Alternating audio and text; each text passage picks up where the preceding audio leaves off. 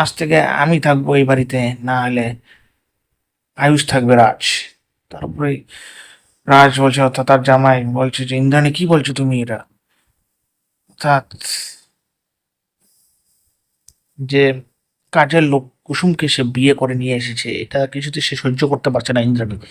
তারপরে ইন্দ্রাণী বলছে যে আয়ুষ, আজ থেকে আমার কাছে আমার ছেলে মৃত হয়ে গেছে। হ্যাঁ। তারপরে আয়ুষ বলছে যে কি বলছো মা, বলতে পারলে এটা আমাকে তুমি। অর্থাৎ সে খুব ধাক্কা লেগেছে আয়ুষের, এই কথা কি করে সে বলতে পারে তার ছেলেকে, এটাই দেখার মতো। নেক্সটে কি ইন্দ্রাণী কি তার সাথে সব সম্পর্ক ছেড়ে দেবে, না কি বাড়ি থেকে বেরিয়ে যাবে, বা আয়ুষকে বের করে দেবে, না হলে